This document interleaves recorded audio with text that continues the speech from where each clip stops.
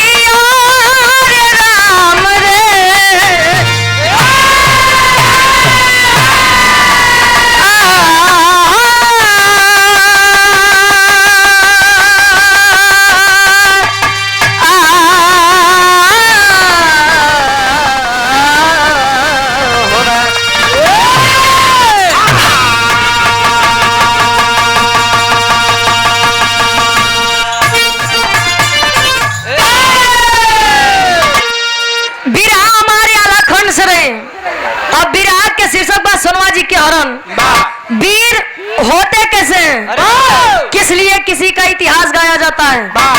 एक बात जान लीजिए, इतिहास सदैव बगावत करने वालों का गाया जाता है, संघर्ष करने वालों का गाया जाता है। नहीं तो मेहरारू के पीछे अपन जान नहीं दे गुरुदेव तार इतिहास गवाई, तार तो जरूर न गवाई। कवि जी 4 लाइन भूमिका के अंदर भाव देते हैं कैसे। अब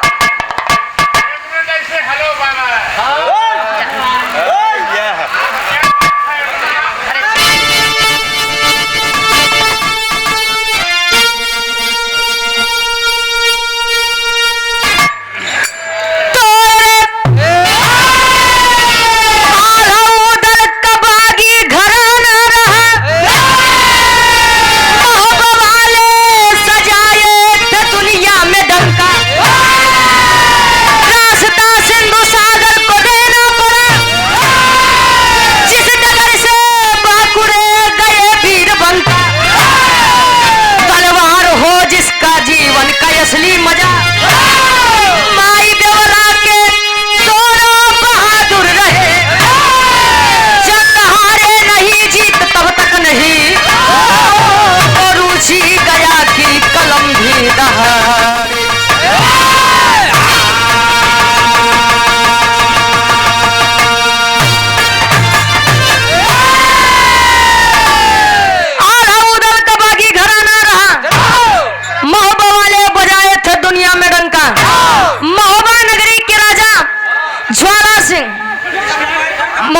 नगरी के राजा आल्हा और उदल जी दुनिया में अपने अपने वीरता के पंचम लहराए हुए थे। कहा जाता है जीत के पहले सदैव खुशी नहीं मनानी चाहिए, नहीं तो जीत के आधे रास्ते में पहुंचा है, अब पता लगे बस अब जवान नहीं कुल हम ही है। दुनिया वीरों से खाली नहीं है, तू बाप बना था तो तोरो बात के हुआ ही। यह दुनिया का सिस्टम है, दुनिया का रिवाज है, अपने आप का शेर ना समझे के चाहिए। माने से कोई जहर भी पिलाए, अमृत अपमान का ना पिएगा। माने से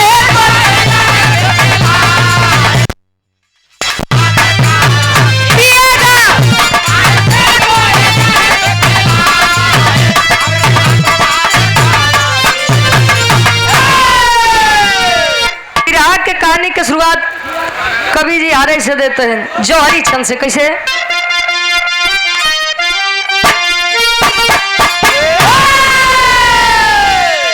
अरे कहती हूँ बड़े यदव से ये बिल्कुल बात सही है, सोनवा जैसा सुंदर नारी धरती पर नहीं कहीं है।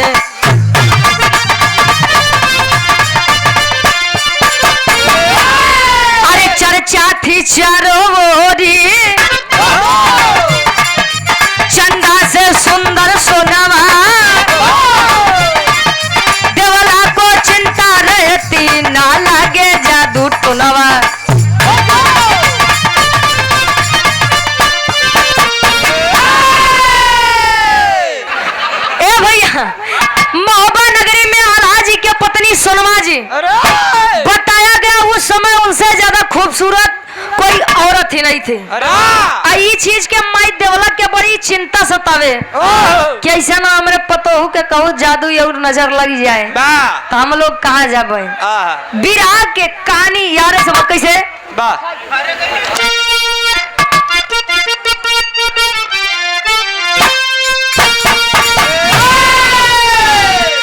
अरे तो ज्वाला को खबर लगी जब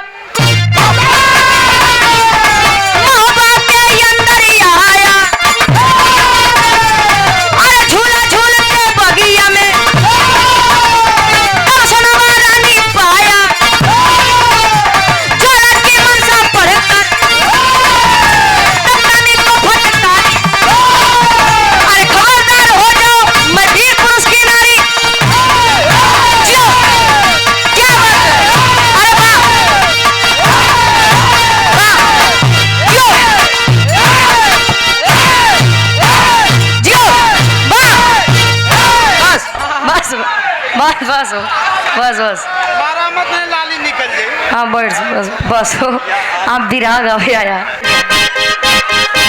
हाँ बस एक ही लाइन ओकर बाद गुरुजी के नंबर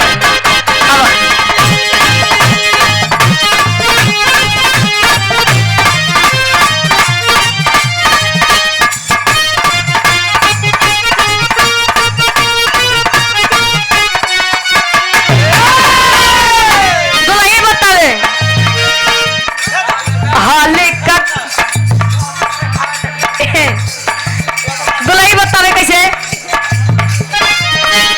हाल का काहे पियवा के बिन चलवे न जान चापता हाल का काहे भैया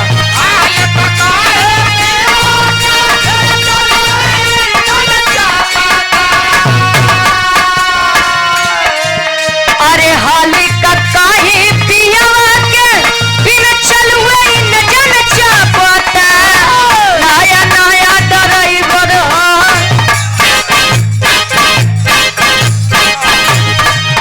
अरे नया नया ड्राइवर और नवे धई धई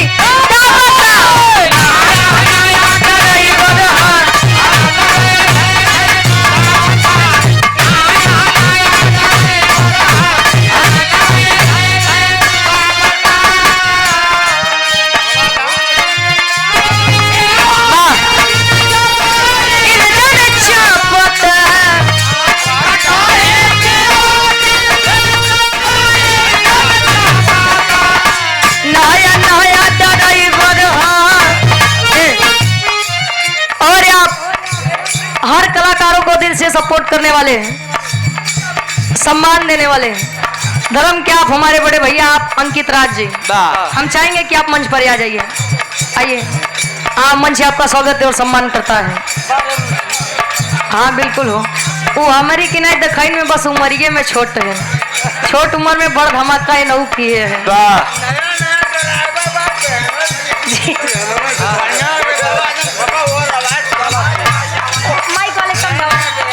ठीक ठीक ए लो माइक दे malo उधर ए उनसे अंकित भैया आइए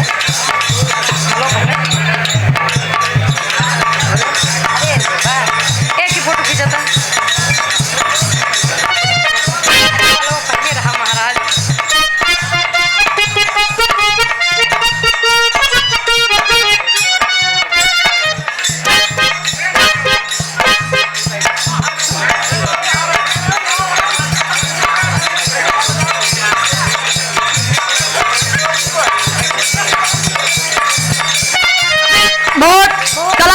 सम्मान करते हैं, सपोर्ट करते हैं और हमारे हिसाब से जहां तक संगीत की दुनिया है वहां तक हमारे बड़े भैया आप अंकित भैया का नाम है। हम चाहेंगे हमारे भैया के लिए एक बार जोरदार ताली के साथ स्वागत सम्मान करिए आप लोग। अरे तो लोग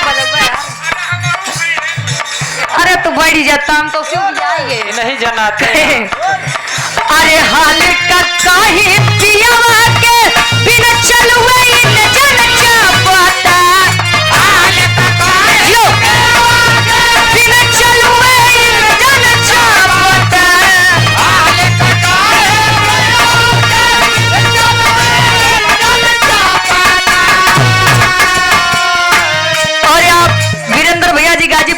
जनाब सिंगर आकाश यादव जी गार्जियन जी के द्वारा पुनः 500 रुपए का महान आशीर्वाद।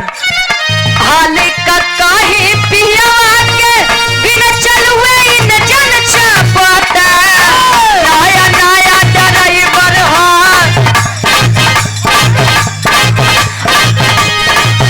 अरे नया नया ड्राइवर हरा नवे भाई भाई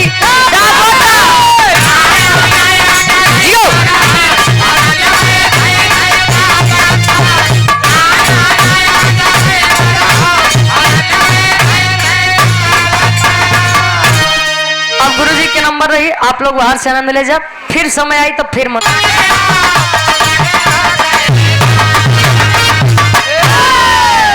बिरावा हो दे गार्जियन जी। हाँ जी जी जी भाव पर गौर करेंगे आप लोग। ज्वाला सिंह प्रवेश करता है और माँ सोनवा को देखता है। जब सोनवा जी का देखे तो माई सोनवा समझाते हैं समझा रही है समझ जाओ कैसे समझावे।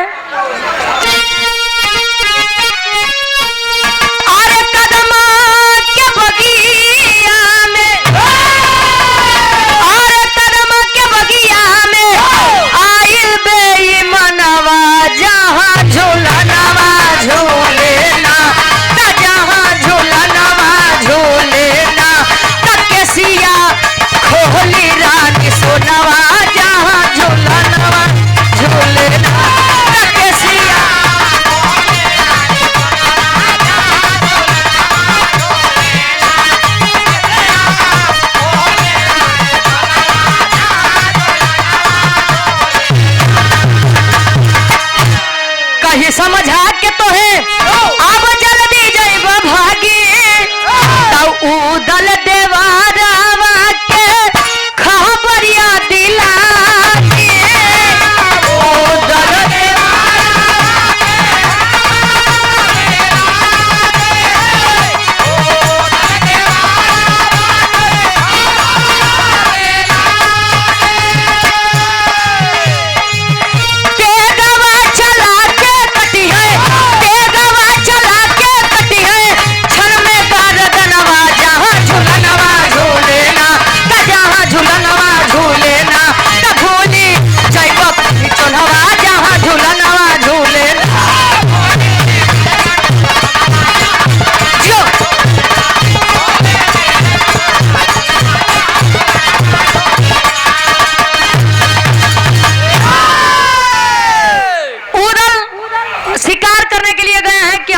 वीरों का काम शिकार करना नहीं बोल के सोनमा जी ज्वाला सिंह आए प्रेम करता हूँ। सोनमा जी कहीं पागल हो गए हो दिमाग खराब हो गया है हो गए हो माइंड हाफ के मतलब 2-3 स्क्रू। अरे महाराजों का हाफ माइंड कहा थे कहीं पागल हो गए हो। मेरी शादी हो चुकी है मैं शादीशुदा हूँ। महोबा के राजा आल्हा की पत्नी उदल की भौजाई और इंदल की माँ हूँ। अच्छा जब ये आल्हा उदल के नाम सुने तो एक बार पीछे गवा कहे तुम्हें छोड़ब तो न अच्छा ही जवन हुई आया माँ दुर्गा के बेदी के पास चौरा के पास आया माई ए माई वह लड़की जो ने आज बगीचा में दिखान रही हुई से विवाह कराई दिया मैं मर जाऊंगा उसके बगैर। आखिर माँ तो माँ ही होती है। जब माई इतनी बतिया सुने तब माई समझावे बेटा ज्वाला है उसका एक बच्चा है जिसका नाम इंदल है और एक बच्चा अपने माँ के बगैर मर जाता है मैं तो नहीं ला सकती उसको। ज्वाला सिंह ध्यान देंगे ज्वाला सिंह वचन देता है माँ दुर्गा को कि मैं उस बच्चे इंदल की बलि आपके बेदी पर चढ़ाऊंगा। माई तैयार हुई तब ले हुआ का इलाहाबादी गीत लगत बा।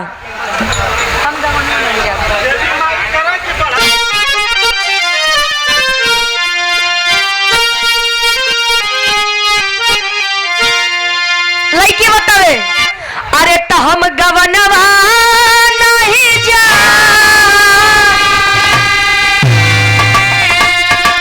अरे हम गवनवा नहीं जा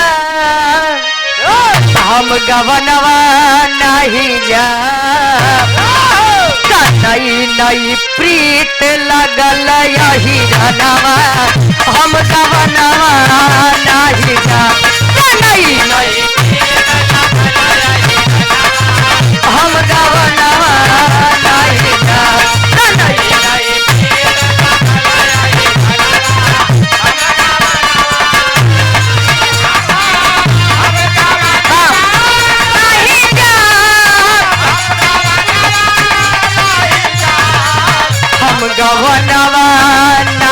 जा नई नई गीत लागल यही रनवा हम गवनवा नहीं जा नई नई यही रनवा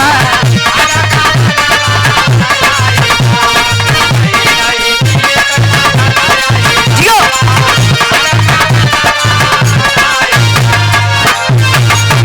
ओ कवि जी भाव में लिखा था इनका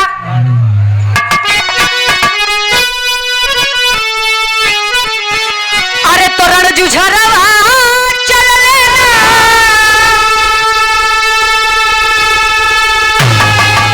अरे रण जुझरवा चल लेना अरे रण जुझरवा चल लेना अरे रण जुझरवा चल लेना रण जुझरवा चल लेना उदल बन गईले चूड़ी हरावा रण जुझरवा चल लेना उदल जियो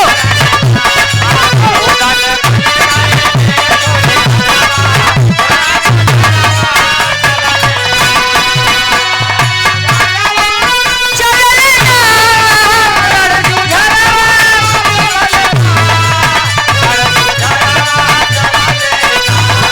उदल बनी गईले चूड़ी हरावा रण जुझरवा चल लेना उदल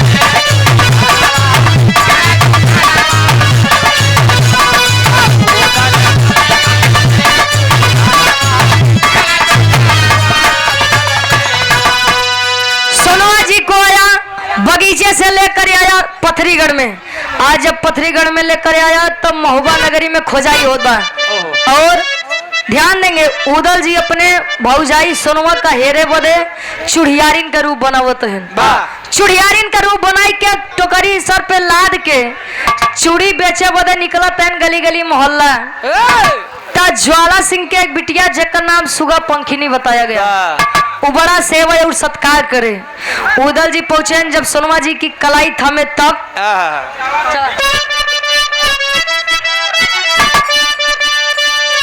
अरे सोना दे होली हाथी बढ़ाई उदल धरे कलाई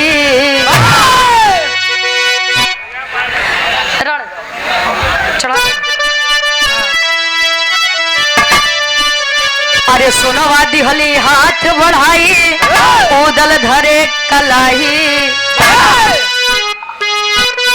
क्या बात है घूंघट हटे ता देखे चेहरावा घूंघट हटे ता देखे चेहरावा रण जुझरवा चल ले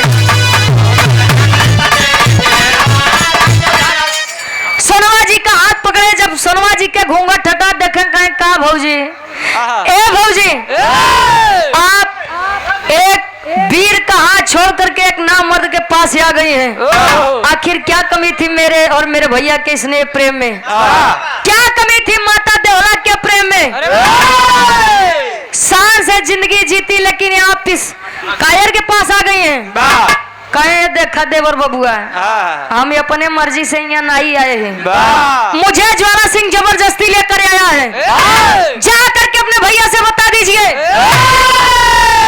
मैं मर जाऊंगी लेकिन इस नामर्द की पत्नी नहीं बनूंगी 3 महीने का मैंने समय मांगा है ज्वाला सिंह से और जल्दी से अगर तुम्हार भैया न लेके गए तो हम अपन जान दे दे अब उदल जी इतनी बतिया सुने तो गरम खून निकाले तलवार चूड़ी तर की फेंक दें कहें कि कर इतनी जरूरत इतनी मजाल छोड़ा बनाइए का उदल जी करत है का बिरहा के आखिरी गीत लगत बा आवा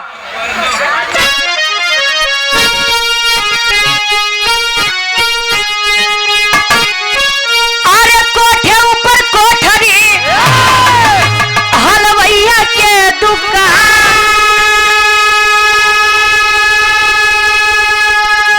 अरे हाथ से लड्डू छूट गया बनवरिया मारे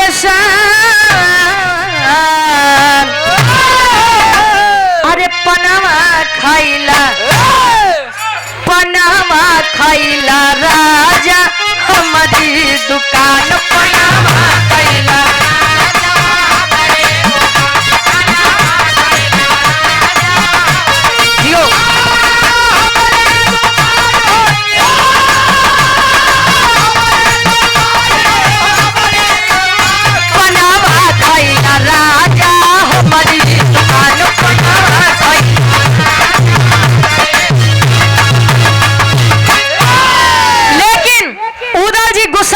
तो इनका अरे चूड़ी तक के फेंक के उधर अब खींच लिए तलवार अरे ताली सोना मान जदेवर अब पैया घरी तोहार अरे ऐसे ना पैबा ज्वाला के तू हो पार ऐसे ना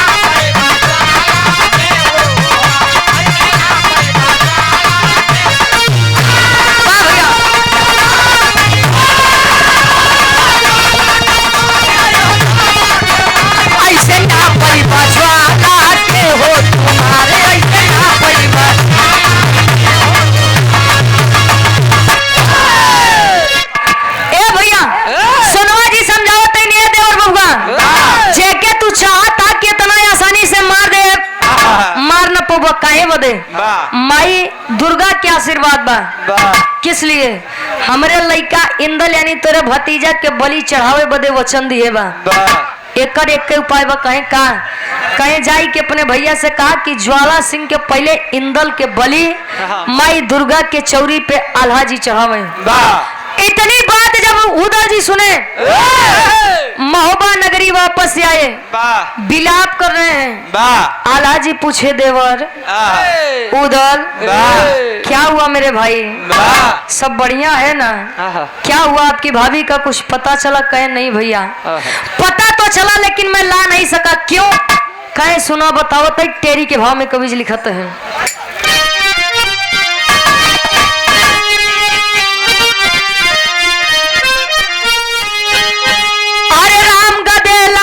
के मंदिर में गए अरे गधेला लेके मंदिर में गए तो सुनवा कारण आला उदल वीर बघेला यार बघेला यार बघेला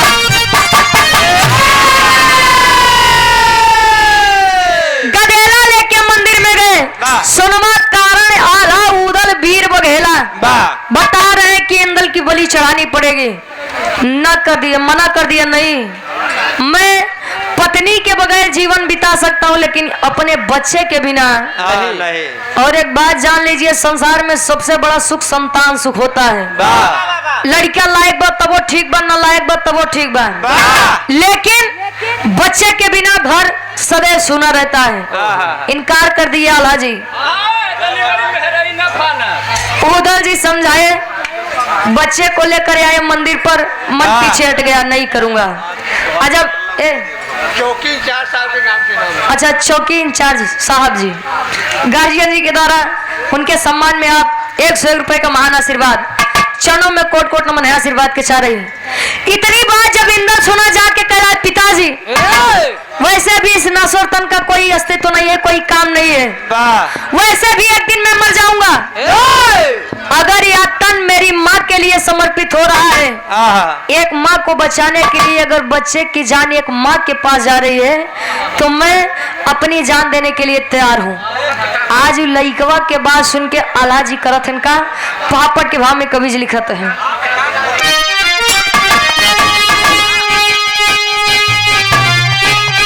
अरे बलि चढ़ाते टोलवा अब ऐसा नवा दुर्गा बोली हो अरे बलि चढ़ाते टोलवा अब ऐसा नवा दुर्गा बोली हो मांगा आल्हा मांगा वरदानवा दुर्गा बोली हो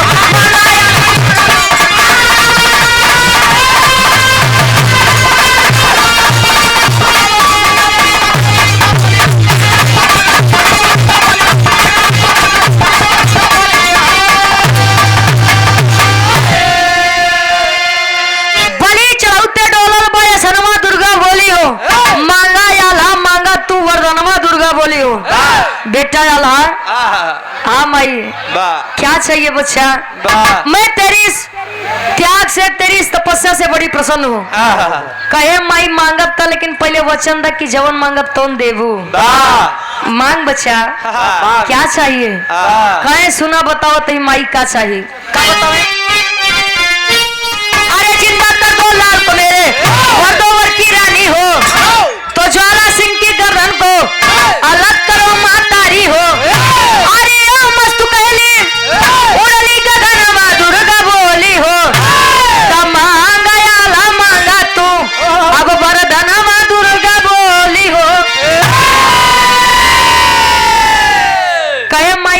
चाहतिया तो सुना, जौने लड़का के बोली तोरे चौरा पे चढ़ाई वो लड़की हमें जिंदा चाहिए। माँ वचन दे दी, ठीक है बेटा एवं मस्तु। ज्वाला सिंह की गर्दन माँ मैं रण में काट के आऊं। एवं मस्तु बेटा ऐसा ही होगा। यही कह के पहुंची कहा, ज्वाला सिंह के पास। ज्वाला सिंह यानी पथरीगढ़ और महोबा वालों के बीच में जब युद्ध हो रहा है, ज्वाला सिंह जब कहीं से मदद नहीं पाया, पहुंचा कहा माँ दुर्गा के वेदी पे। आज माई ज्वाला के समझावे आखिरी भाव में कवि जी प्रमाण देते हैं, आल्हा के भाव में। अरे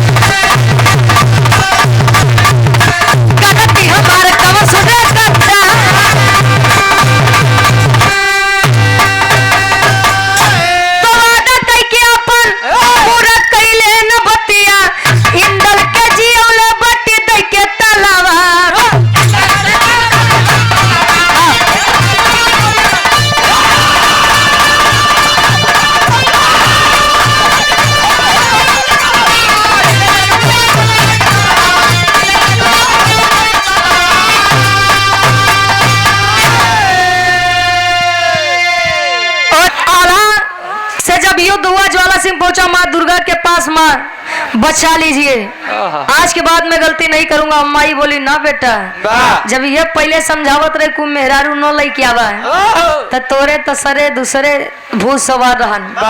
अच्छा करी भूते जन होते या तो बनाए देते तो बिगाड़ देते। ए भैया मैंने कहा था कि ज्वाला सिंह जाके सोनवा को लेकर आओ। अब हमें का थोड़ी क्यों कह रहे कि तू जो सोनवा का लेके आवा तो 3 महीनों का घरे रखा, क्यों शादी नहीं किए? और तूने मुझसे कहा था कि इंदल की बलि मैं चढ़ाऊंगा, लेकिन इंदल की बलि तुझसे पहले उसी के पिता आल्हा ने चढ़ाई है। इंदल को मैंने जिंदा किया है।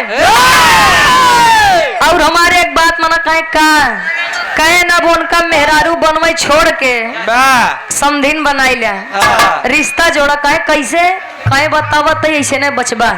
खड़ी के भाव में कवि लिखा तो है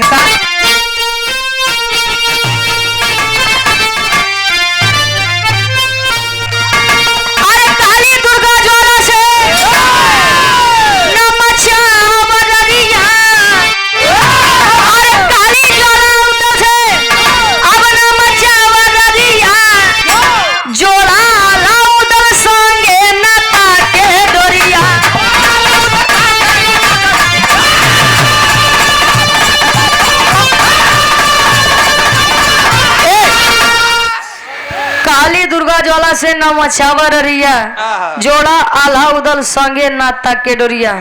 तुम्हारी एक बेटी सुगा पंखिनी, उसका बच्चा इंदल, दोनों की शादी करके रिश्ता और संबंध बना लो, जान बच जाएगी, अन्यथा मारे जाओगे। आज ज्वाला सिंह कन्यादान करने के लिए तैयार हो गया। कैसे? अरे सुगा पंखिनी से भइले अब इंदल के बिया हो, टोली के द्वार हो।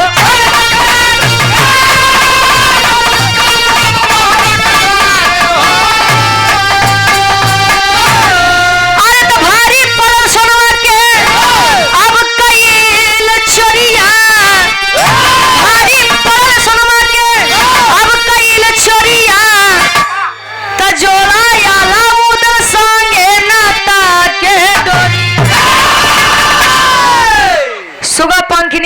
से शादी करवा के आज हंसी खुशी सब पथरीगढ़ वापस आए, वाह। महोबा नगरी वापस आए, पथरीगढ़ को आजादी दे दीजिए। इसीलिए कहा जाता है कि अगर कोई चीज देवी और देवता के लिए आपने कहा है कि मैं यह करूंगा वाह। तब पूरा होए के बाद ओकर कई देवे के चाहिए, वाह। नहीं तो अगर विध्वंस चालू हो गया तो क्यों बचाए ना पाए। नहीं सकत। बिरहा में हमरा पथरीगढ़ के लड़ाई बा, सोनवा जी के हरण बा, साथे इंदल और सुगा पंखिनी के शादी बा, वाह। उदल जी चुड़ियारिन बने, मेहरारून बने कुल भव भैया। वाह। आखिरी में खानदान के परिचय बा कैसे? गुरु बिहारी, गुरु गणेश, गुरु रामलाल मुर्बाद।